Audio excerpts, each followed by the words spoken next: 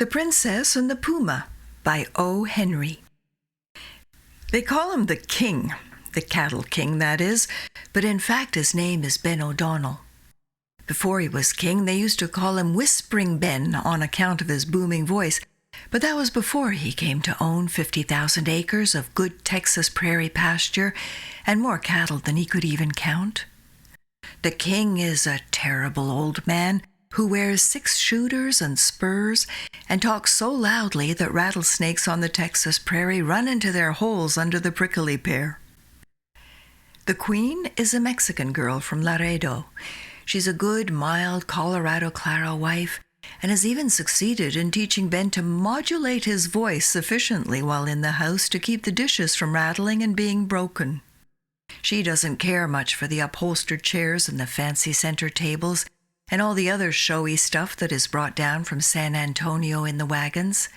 She puts up with the oppressive wealth, but much prefers to spend her days on the shady gallery of the Espinosa Ranch, weaving her rush mats and being social with the servants, who are more like family. Their daughter, the princess, who is called Josefa, has the best qualities of both parents. From her mother, a warmth of nature and femininity and a dusky semi-tropic beauty. From Ben O'Donnell, she has acquired intrepidity and common sense. In Josefa, it's a combination well worth traveling many miles to see. Josefa, while riding her pony at a gallop, can put 5 out of 6 bullets through a tomato can swinging at the end of a string. Or you might just as soon find her playing for hours with a white kitten that she owns, dressing it up in all manner of absurd clothes and bonnets. Next thing you know, she's telling you out of her head what 1,545 2-year-old longhorns on the hoof at $8.50 per head will fetch you at the Austin cattle market. The Espinosa Ranch is 40 miles long and 30 broad, mostly leased land.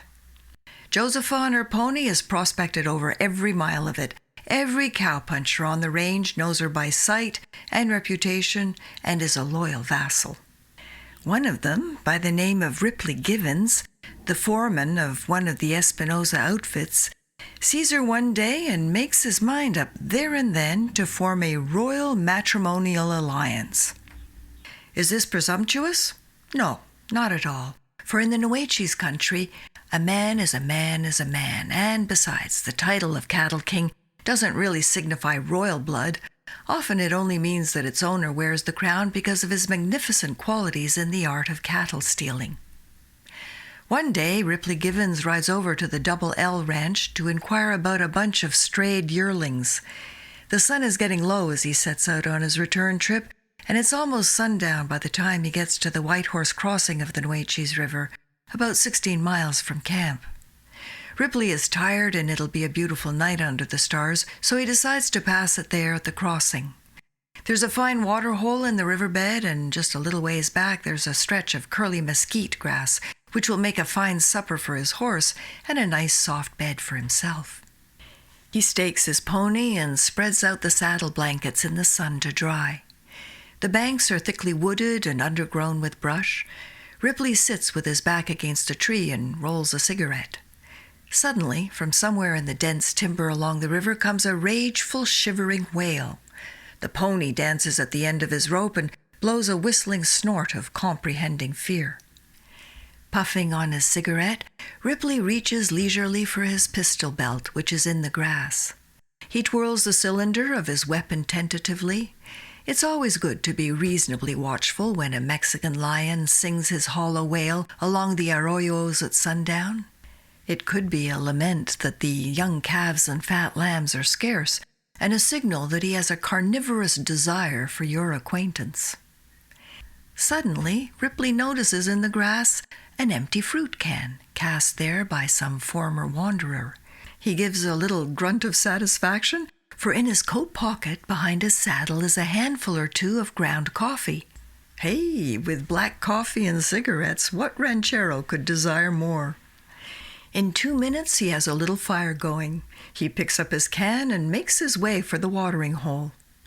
Within 15 yards of its edge, he sees, between the bushes, a side-saddled pony with dropped-down reins cropping grass.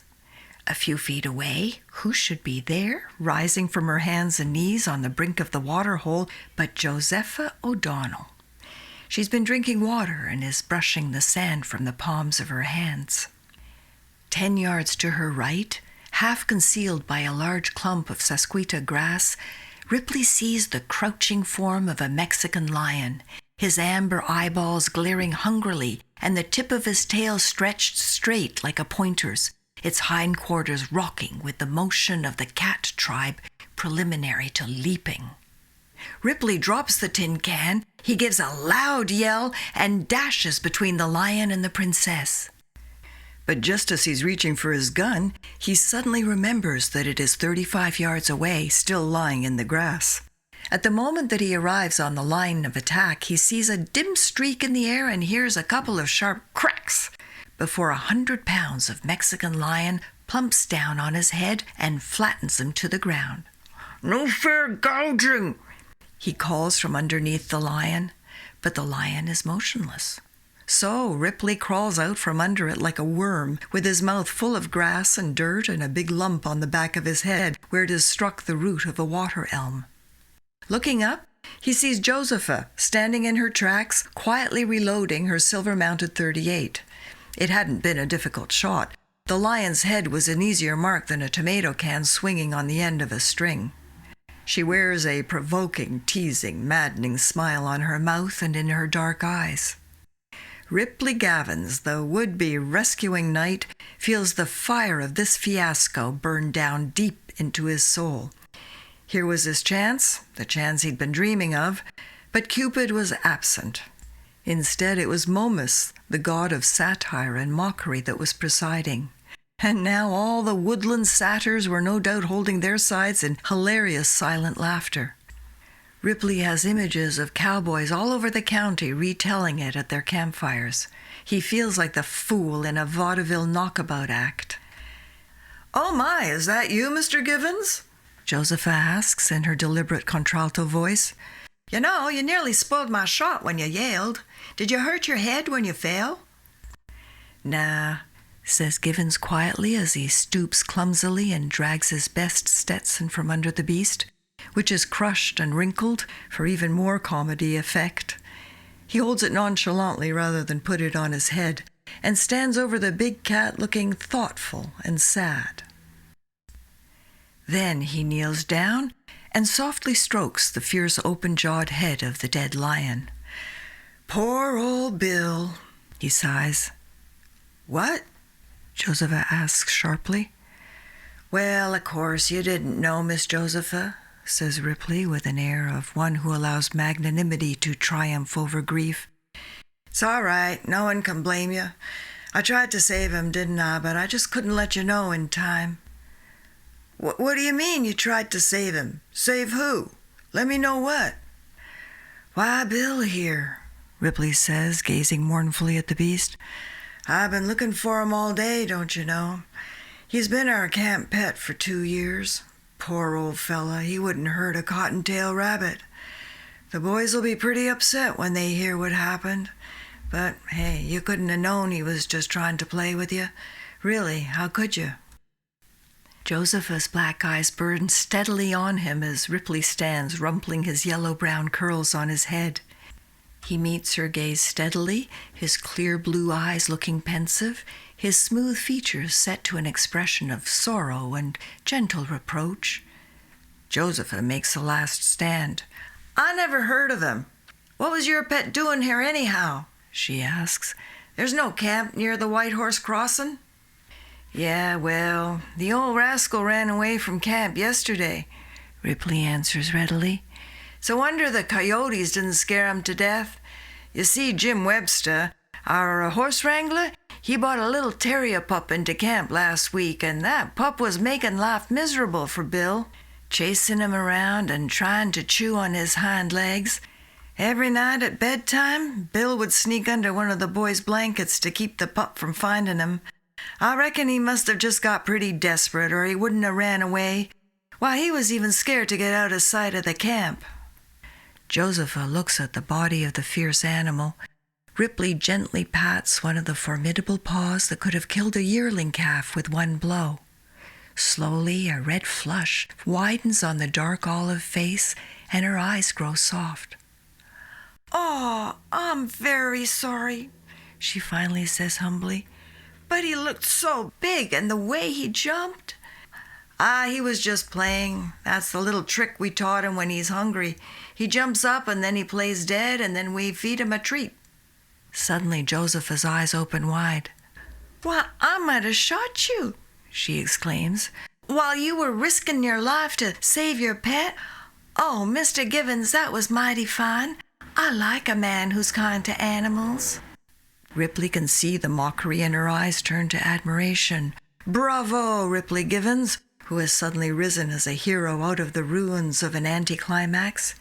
He puts on an expression that would earn him a high position in the SPCA. "I always loved animals," he says.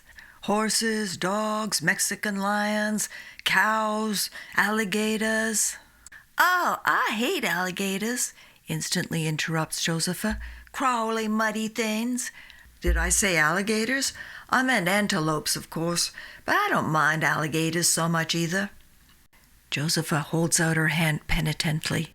There's a bright, unshed tear in each of her eyes. "I hope you'll forgive me, Mr. Givens.